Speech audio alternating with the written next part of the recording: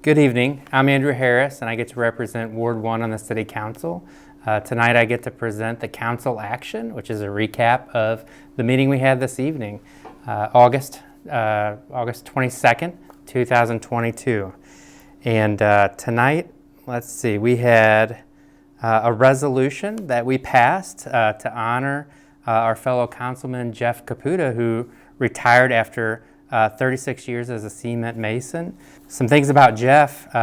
He has lived with his wife Terry in Florissant for 35 years. They have 3 children and 1 granddaughter, and he's been the council representative in Ward 4 for almost 10 years, since 2013. He did serve our country in the Marine Corps, and he's been a 36th member of the Cement Masons Local 527. Thank you, Jeff, for all of your service, and congratulations on retirement. Next, we have the Beautiful Home Awards, which is sponsored by our Citizens Participation Committee, and it's part of the Community Development Department that we have here in Florissant. Jeff Cook was here tonight. He's a citizen member on the Participation Committee, and he helped present the awards. So this is an annual award, and homes anywhere in Florissant can be nominated by anyone in the general public, and in each ward, 1 home is chosen, and then from all the applicants, the mayor gets to choose an award for a Beautiful Home Award. So this year's mayor's choice was Mark and Joan Floretta. Ward 1 was Charles Woods. Ward 2, Scott and Melody Kessler. Ward 3, Christine and Lawrence McCullough. Ward 4, Jerry and Judy Zeller. Ward 5, Dale Fraunfelder. Ward 6, Kevin and Kate Clooney. Ward 7, Kevin, Joanna, and Timothy Hook. Ward 8, Sharon Carter. And Ward 9, Todd Neff. Thank you all for keeping your homes so beautiful, and hope you enjoy a sign in your yard. And all your neighbors will know that you've worked really hard at this. But thanks for all the work you do, everyone actually in Florissant, that keeps their home nice. And again, next year, I hope we'll have a lot of applications and to show pride in keeping our homes beautiful. There was tonight a special presentation from Corey Williams of the Small Business Administration, which is a federal agency. And Corey was here as the public information officer, and he described some of the disaster assistance that the SBA, the Small Business Administration, could offer. He said the first step is to register with FEMA. And this has to do with the flooding that happened in early August. And so once there was an emergency declaration by the governor and then by the president, then these funds are able to be obtained. Corey mentioned that this assistance is for homeowners, renters, businesses, and nonprofits. And the first step is, again, to register with FEMA. And you can do that by calling 1-800-621-3362. 1-800-621-FEMA. You can also do this in person. There's the closest location to do this in person currently is at the Hayeswood Civic Center. They're going to have in-person hours Monday through Friday, 8 a.m. to 7 p.m. And for businesses, the deadline is October. And the aid for businesses is mostly small business loans, low interest rates in the 1%. So he described all that. I wanted to mention that also there is a podcast. Corey was also here for a podcast with the mayor. I don't know whether that's been released or not, but I think that's about to be released. So make sure you check back to the Facebook page or the media outlets for that podcast to get more information with the mayor and from the SBA. Okay, we had hearing from citizens. We had 2 citizens, 2 speakers. One was about a neighborhood issue, and then the other one was from a speaker who lives in unincorporated Florissant, who had a comment about the variety of businesses in Florissant and basically just wanting more of a variety of businesses. We didn't have any communications tonight. That would be just like a letter someone shared, and then that would be entered. There were no communications. Public hearings, we did have one public hearing tonight that was a request for a special use permit for a restaurant which at 462 North Highway 67, which is where Cannolis was, right by Walgreens there at Washington and Limburg there. Like I said, this was formerly a Cannolis location, and previously the request was made to transfer the special use permit, and this was, weeks and weeks ago, and it was determined that for certain reasons that couldn't be transferred. So the petitioner went back to request a new special use permit. The business is for a bar and restaurant, and they're going to specialize in chicken and waffles. They'll also have wings and some other food items that he mentioned. Let's see, the council had questions regarding the parking. Was there enough parking? And Mr. Lum did affirm that there is enough parking at that location. Also, this location was damaged from flooding. So we talked about that and about the process on that and the progress to restoring the building. Sounds like they're making progress on that, and they have their permits.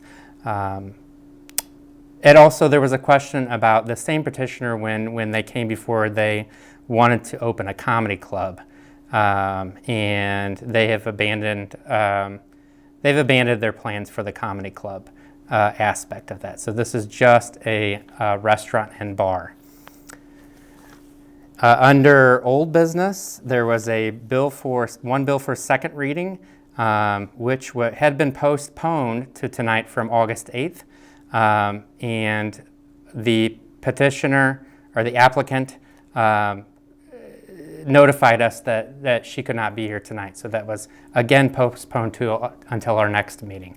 And this was in regards to the Shade Restaurant on Limburg also. Let's see. Under new business, there was one board appointment to the Youth Advisory Council by the mayor.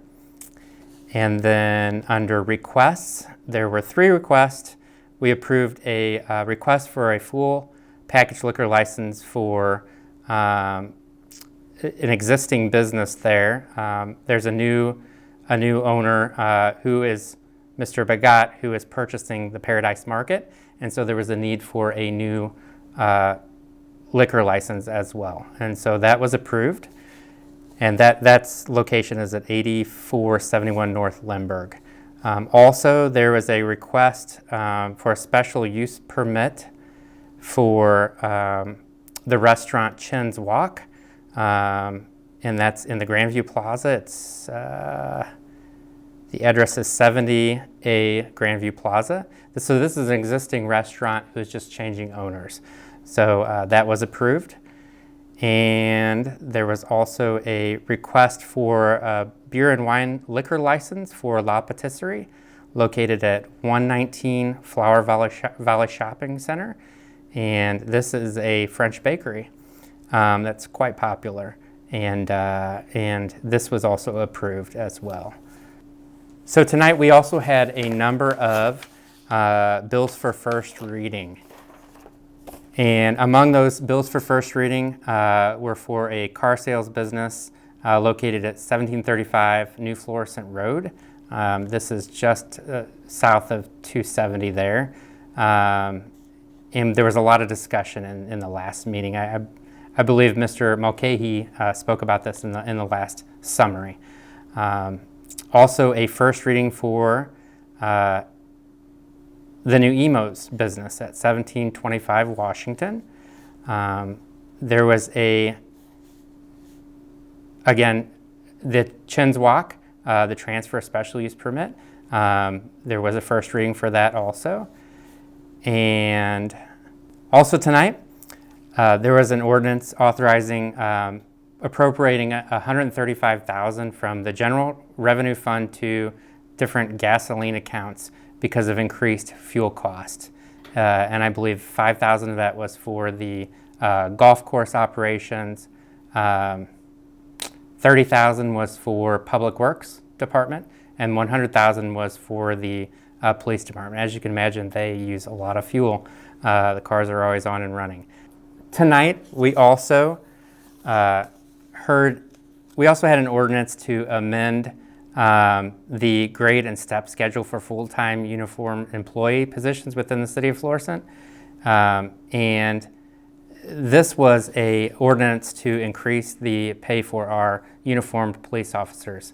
The bottom line issue is that the officers had not had, with this pay scale that we have, had not been addressed since 2017, and since then numerous other cities around us have increased their pay scales. So what we found was the HR department found while reviewing the marketplace and numerous survey studies that we fell at the bottom of the minimum and maximum pay rates for police officers. In order to attract the qualified candidates and help us retain police personnel currently serving in our city, there's a need for an increase in the pay rates. Practically speaking, as of today, which was August 17th, the letter says, the HR discovered that the city is currently down 10 officers, which is a huge gap in police force our size. These positions are essential to providing the necessary safety and continuity to the operation of the department. So if this passes, the raises would take place, become effective in September 12th, 2022. So we're looking to do this pretty quick to help alleviate the issue that we're having with retention and attracting officers. Pretty important. I believe what we could call this about a 10%, 10.5% raise in the pay scale if you're looking for those numbers. Tonight also we heard an ordinance to establish salaries for the mayor and the city council of the city of Florissant. This had not been addressed since 2001, when the last time the mayor and the council had any kind of pay increase. I'd like to note that if this does pass, the increase, which is also the same as the police increase, the 10.5%, this would not take place. This would not be for current council members before they are elected again, or for the mayor until he is elected again. So the pay increase would happen after the next elections. One thing to note as far as the mayor is that our city government is pretty unique in the area in that we have a mayor, but we do not have a city manager. In our city, the mayor acts as being the responsible one to run the day-to-day operations of the city and manage all the employees, along with serving the residents. And the HR department found that positions with similar roles in the area of city manager actually, I believe, made quite a bit more than what our top executive is making. So there was an increase there of about 10.5%, and then also the HR is proposing that the city council also would receive a 10.5% increase. There was a motion to move the September 12th council meeting to Tuesday, September 6th instead, due to scheduling conflicts. There is a Missouri conference that some of the council members are attending, and typically actually this September meeting is canceled, but there is a lot of business to take care of, so we decided to move that meeting to 6 days earlier on Tuesday, September 6th. Thank you for watching this episode of Council Action, and hope to see you next time on September 6th for our next meeting and our next Council Action. Thank you.